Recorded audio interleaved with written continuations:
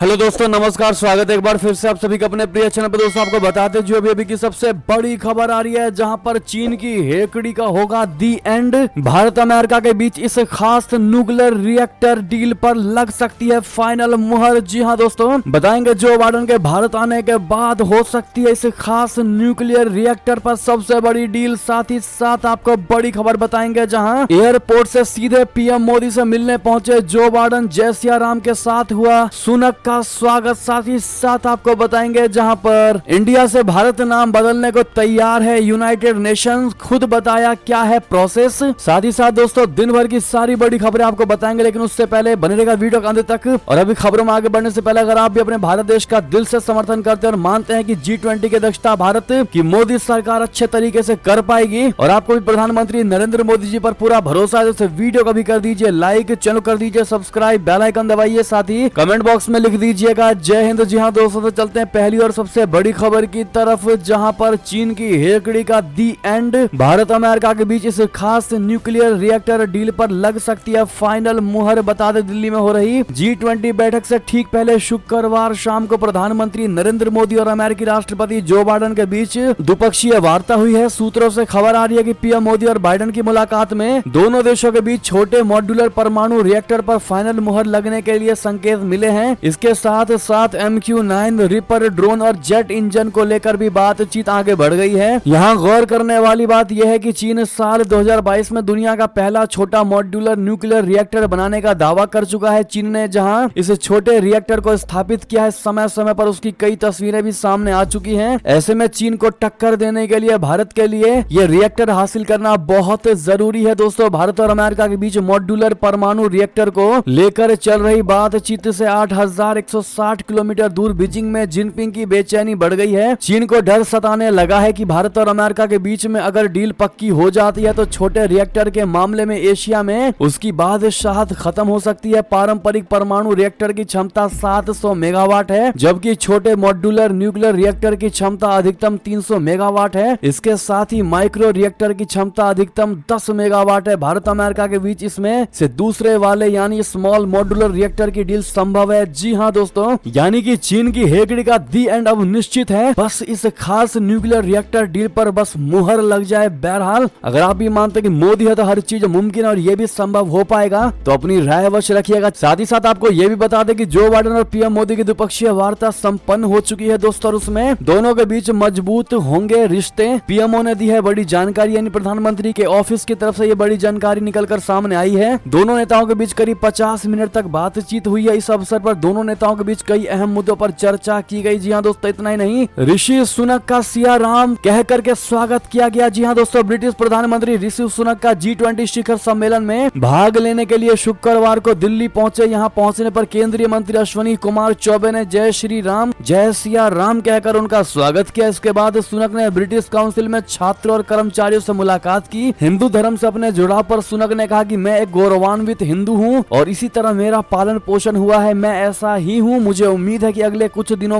दिनों तक मेरे यहाँ रहने के दौरान मैं किसी मंदिर के दर्शन कर सकूंगा। अभी रक्षाबंधन था जिसमें मेरी बहनों ने मुझे राखी बांधी। मेरे पास दूसरे दिन ठीक से जन्माष्टमी मनाने का समय नहीं था, लेकिन उम्मीद है जैसा कि मैंने कहा कि हम अगर किसी मंदिर जाएं तो मैं इसकी भरपाई कर सकूंगा। मेरा मानना है कि आस्था एक ऐसी चीज है जो उस हर व्यक्ति की मदद करती है जो अपने जीवन में आस्था रखता है। जी हाँ, अब ऐसे में दोस्तों जो बाइडेन को और ऋषि सुनक जी को भारत आने के लिए मोस्ट वेलकम टू इंडिया जरूर कहिएगा। चलता अगली खबर की तरफ, जहां पर BRI पर शक्ति प्रदर्शन करेगा चीन। 90 देश इसमें लेंगे हिस्सा। भारत नहीं आने वाले पुतिन भी आएंगे इसमें नजर। जी हाँ दोस्तों, इसीलिए सबसे बड़ी महत्वपूर्ण खबर आपको बताना जरूरी है। बता दें, दुनिया के कई देशों के लिए कर्ज का जाल बन चुकी बेल्ट एंड रोड परियोजना पर चीन शक्ति प्रदर्शन करने जा रहा है। चीन अक्टूबर में BRI सम्मेलन करने जा रहा है, जिसमें दुनिया के 90 देश आने की पुष्टि कर चुके हैं। इसमें भारत के दोस्त रशिया के राष्ट्रपति व्लादिमीर पुतिन भी शामिल है। ये वही पुतिन है जो G20 सम्मेलन में हिस्सा लेने के लिए दिल्ली नहीं आए हैं। चीन ने गुरुवार को बताया कि तीसरे BRI सम्मेलन को बीजिंग में आयोजित किया जा रहा है। ये BRI के 10 साल पूरे होने पर आयोजित किया जा रहा है। बताया जा रहा है कि इस सम्मेलन में पुतिन के अलावा सर्बिया के राष्ट्रपति अलेक्जेंडर वुकिफ और अर्जेंटीना के राष्ट्रपति भी हिस्सा लेने वाले हैं। पुतिन के सहयोगी यूरी उशकोव ने कहा कि रूसी राष्ट्रपति BRI सम्मेलन के दौरान चीन में मौजूद रहेंगे। उशकोव ने कहा कि हमें एक न्योता मिला है और चीन बढ़ाने की योजना है। चीन के विदेश मंत्रालय का दावा है कि अब तक 150 देशों ने BRI दस्तावेज पर हस्ताक्षर कर दिए हैं। चीनी विदेश मंत्रालय ने कहा कि पिछले दशक से BRI का सार्थक परिणाम सामने आया है। दोस्तों ऐसे में ये खबर इसलिए महत्वपूर्ण हो जाता है, ये वही व्लादिमीर पुतिन है जो भारत आने से कतरा रहे हैं। भारत नहीं आए दोस्तों G20 मीटिंग में, लेकिन चीन में होने वाले शक्ति प्रदर्शन में पुतिन जरूर शामिल होंगे। ऐसे में दोस्तों इन दोनों सिनेरियो को आप किस तरीके से देखते हैं हमें भी समझाइएगा कमेंट के माध्यम से। चलते अगली खबर की तरफ, जहां इंडिया से भारत नाम बदलने को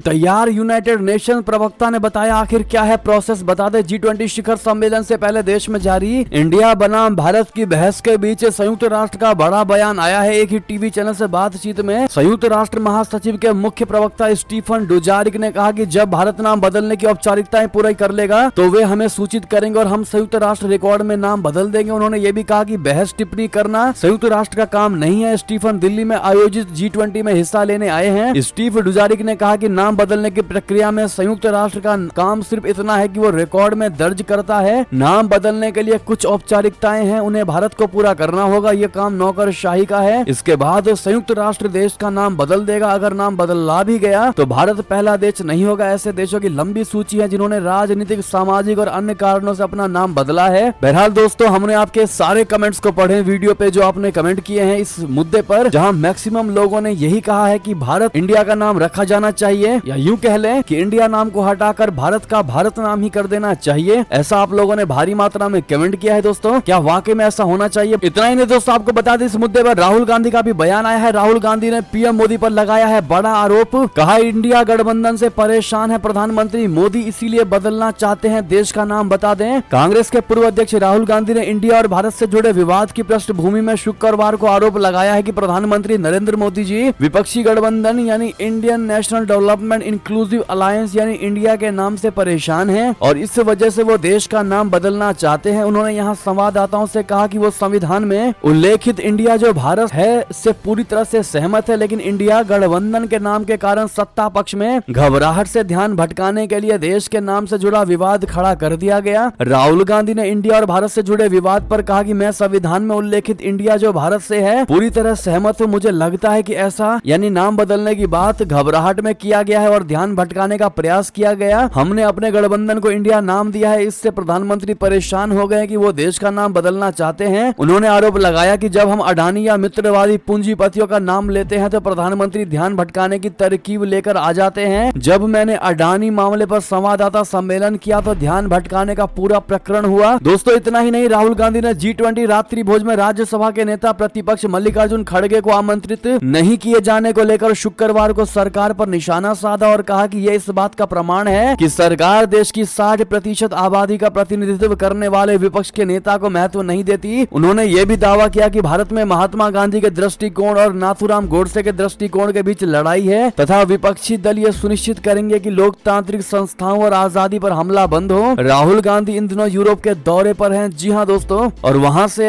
ऐसी बयानबाजी करते दिखाई दे रहे हैं। इस पर आपका क्या कहना है कमेंट में लिखकर अवश्य बताइएगा। और जिस प्रकार से राहुल गांधी को यह लगता है कि PM मोदी जी इंडिया गठबंधन से परेशान होकर के इंडिया हटा करके भारत नाम रखना चाहते हैं, अगर आप भी मानते हैं दोस्तों कि राहुल गांधी को बहुत बड़ी गलत फहमी है तो अपनी राय अवश्य रखिएगा आप लोग और भारी मात्रा में लॉन्ग लिव मोदी जी कहना बिल्कुल भी मत भूलिएगा। चलते अगली बड़ी खबर की तरफ, जहां पर पाकिस्तान में मारा गया एक और भारत विरोधी टॉप आतंकी, अज्ञात हमलावरों ने उतारा मौत के घाट। जी हां दोस्तों, क्या भारत का है ये इफेक्ट बता दें। पाकिस्तान में भारत विरोधी कुख्यात आतंकवादी एक एक करके मारे जा रहे हैं। इन आतंकवादियों की हत्या अज्ञात बंदूकधारियों ने किया है जिसे पाकिस्तान की पुलिस अब तक खोज नहीं पाई है। अब इन्हीं अज्ञात बंदूकधारियों ने लश्कर तैयबा यानी LET सरगना हाफिज सईद के करीबी माने जाने वाले आतंकवादी अबू कासिम को मार गिराया है। अबू कासिम को पाकिस्तान अधिकृत कश्मीर के रावलकोट में एक मस्जिद के अंदर गोली मारी गई है। इस हमले ने पाकिस्तान के भीतर सक्रिय आतंकवादी संगठनों से बढ़ती आंतरिक सुरक्षा की चुनौतियों पर सवाल खड़े कर दिए हैं। आपको बता दें ये आतंकवादी जो था वो भारत में कई आतंकी हमलों के लिए सबसे बड़ा जिम्मेदार था, जिसकी अभी मौत हुई है। वो जम्मू कश्मीर में भारतीय सुरक्षा बलों के खिलाफ कई हाई प्रोफाइल हमलों में भी शामिल था। जी हाँ दोस्तों, बहरहाल चलते हैं अगली बड़ी खबर की तरफ,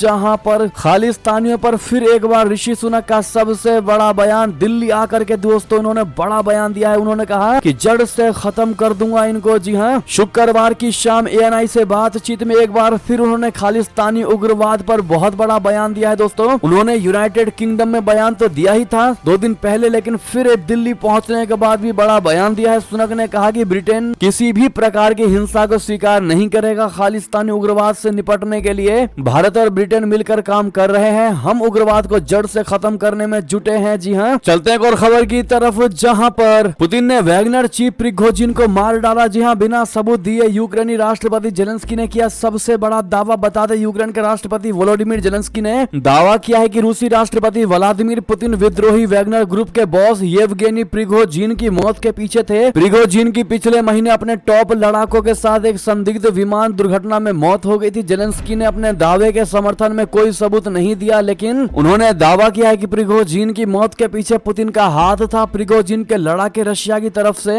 यूक्रेन में युद्ध लड़ रहे थे और उन्होंने बखमुत जैसे बड़े शहर पर कब्जे में बड़ी भूमिका निभाई थी। यूक्रेन ने प्रिगोजिन के वैगनर ग्रुप पर युद्ध अपराधों का भी आरोप लगाया था। जी हाँ दोस्तों, अगली खबर की बात करते हैं, जहां पर मोदी सरकार के इस फैसले के मुरीद हुए पूर्व प्रधानमंत्री मनमोहन सिंह। कहा, प्रधानमंत्री मोदी ने सही किया। जी हाँ दोस्तों, क्या है मुद्दा आपको बता दें। पूर्व प्रधानमंत्री और कांग्रेस के दिग्गज नेता मनमोहन सिंह ने रशिया यूक्रेन संघर्ष पर कड़ी कूटनीतिक स्थिति को संभालते हुए भारत के संप्रभु और आर्थिक हित को पहले रखने के मोदी सरकार के कदम की सराहना की। उन्होंने कहा कि केंद्र ने बिल्कुल सही काम किया है। एक इंटरव्यू में मनमोहन सिंह ने कहा कि जब 2 या 2 से अधिक शक्तियां संघर्ष में फंस जाती हैं तो अन्य राष्ट्र के लिए पक्ष चुनने का भारी दबाव आ जाता है। मनमोहन सिंह ऐसे समय में G20 समिट में भारत की अध्यक्षता देखकर खुश हैं, जब विदेश नीति पहले की तुलना में आज कहीं अधिक महत्वपूर्ण हो गई है। पूर्व पीएम ने रशिया और यूक्रेन युद्ध के मुद्दे पर भारत के रुख का समर्थन करते हुए कहा कि मेरा मानना है कि भारत ने शांति की अपील करते हुए हमारे संप्रभु और आर्थिक हितों को पहले रखकर सही काम किया है। उन्होंने कहा कि G20 शिखर सम्मेलन को सुरक्षा संबंधित विवादों को निपटाने के मंच के रूप में नहीं देखा जाना चाहिए। G20 के सदस्य देशों और संस्थानों को जलवायु चुनौतियों, असमानता, वैश्विक व्यापार में नीति समन्वय और अविश्वास से निपटने पर ध्यान केंद्रित करना चाहिए। यानी कि दोस्तों, प्रधानमंत्री नरेंद्र मोदी जी के मुरीद जिस प्रकार से पीएम मनमोहन सिंह हुए हैं, पूर्व प्रधानमंत्री मनमोहन सिंह, इस पर आपका क्या कहना है दोस्तों। विपक्ष के होने के बाद भी पीएम मोदी की जमकर सराहना की है, इस पर आपकी राय तो बनती ही है। दोस्तों, अगली खबर की बात करते हैं, जहां पर फ्रांस में मुस्लिम छात्राओं के अबाया पहनने पर जारी रहेगा प्रतिबंध। मैक्रोन सरकार के फैसले पर कोर्ट की लगी मुहर। जी हां, फ्रांस के शीर्ष प्रशासनिक अदालत ने गुरुवार को स्कूल में मुस्लिम छात्राओं के पारंपरिक कपड़े पहनने पर लगे प्रतिबंध को बरकरार रखा। कोर्ट ने उन शिकायतों को खारिज कर दिया जिसमें दावा किया गया था कि यह प्रतिबंध भेदभावपूर्ण है और इससे समुदाय विशेष के खिलाफ नफरत भड़क सकती है। राष्ट्रपति इमैनुअल मैक्रोन की सरकार ने पिछले महीने घोषणा की थी कि स्कूल में अबाया पहनने पर प्रतिबंध लगाया जा रहा है क्योंकि इसने शिक्षा में धर्मनिरपेक्षता के नियमों को तोड़ा है। फ्रांस में मुस्लिम महिलाओं के हिजाब पर पहले से ही इस आधार पर प्रतिबंध लगा दिया गया है कि वे किसी धर्म विशेष से जुड़ाव का प्रदर्शन करते हैं। दोस्तों, एक और खबर की बात करें, जहां अमेरिका ने लौटते समय अफगानिस्तान में छोड़े हथियार अब आतंकियों के लगे हाथ। आतंकियों ने किया इसका इस्तेमाल, पाकिस्तान ने जताई चिंता। जी हां, जो बाइडेन की सरकार आने से पहले अमेरिकी सेना अफगानिस्तान में आतंकवादियों से लड़ रही थी। बाइडेन प्रशासन ने जब अमेरिकी सेना को वापसी का आदेश दिए तो काफी जल्दबाजी में वहां आधुनिक हथियार छूट गए। कई ऐसे तस्वीरें भी सामने आई थी कि हेलीकॉप्टर तक वहां खड़े हुए थे। वहीं अब पाकिस्तान ने शुक्रवार को चिंता जताई है कि अमेरिका सेना द्वारा छोड़े गए आधुनिक हथियार अब आतंकवादियों तक पहुंच चुके हैं। कुछ दिन पहले ही अफगानिस्तान के विद्रोहियों ने पाकिस्तान की एक सैन्य चौकी पर हमला कर दिया और 4 पाकिस्तानी सैनिकों को मार डाला। इसको लेकर अब विदेश कार्यालय की प्रवक्ता मुमताज जहरा बलूच ने कहा है कि इन गतिविधियों पर वैश्विक ध्यान देने की आवश्यकता है। आगे उन्होंने कहा कि हम किसी को दोष नहीं देते हैं, लेकिन अफगानिस्तान में छोड़े गए हथियारों पर वैश्विक ध्यान देने की आवश्यकता है क्योंकि वे अब आतंकवादी समूहों के हाथों में पड़ गए हैं। जी हां, उन्होंने कहा कि अफगानिस्तान से होने वाले आतंकवादी हमलों का मुद्दा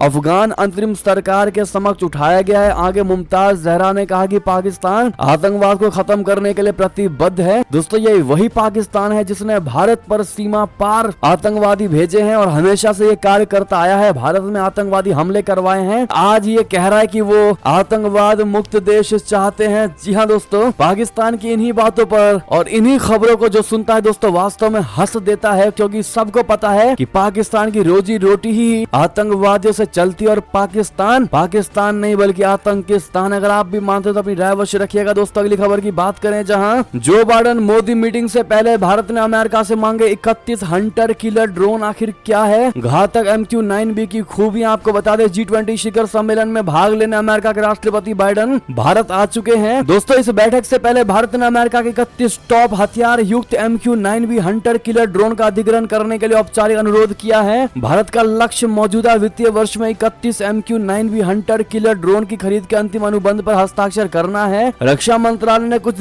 दिनों पहले ही दूर से संचालित विमान प्रणाली वाले 31 हंटर किलर की खरीद के लिए विस्तृत LOR यानी लेटर ऑफ रिक्वेस्ट भेजा है। सूत्रों ने TOI को बताया कि बाइडेन प्रशासन अपने विदेशी सैन्य बिक्री यानी FMS कार्यक्रम के तहत अमेरिकी कांग्रेस को लागत और अपेक्षित अधिसूचना के साथ 1 या 2 महीने के भीतर letter of offer and acceptance के साथ जवाब देगा। जी हाँ दोस्तों, अगली खबर की बात करें जहां इसी से जुड़ी खबर है दोस्तों की प्रधानमंत्री मोदी और बाइडेन की यारी से सदमे में आया पाकिस्तान। पाकिस्तानियों ने दिए ऐसे रिएक्शन, आप भी कहेंगे जी हाँ ये तो होना ही था। बता दें, दुनिया भर के ताकतवर नेता भविष्य की चुनौतियों से निपटने की रणनीति बनाने के लिए दिल्ली पहुंच चुके हैं और इस चीज को देख करके पाकिस्तान के सीने पर सांप लौटना तो लाजमी है। भारत का बढ़ता कद पाकिस्तानियों को परेशानी में डाल रहा है। मोदी और बाइडेन की मुलाकात से पहले पाकिस्तान कैसे और क्यों डरा हुआ है, इस रिपोर्ट से आपको बता दें। पाकिस्तानी कह रहे हैं कि हर बंदा भारत जाता है, भारत में भाग भाग कर जाना पसंद करता है, लेकिन कोई पाकिस्तान में आना पसंद नहीं करता।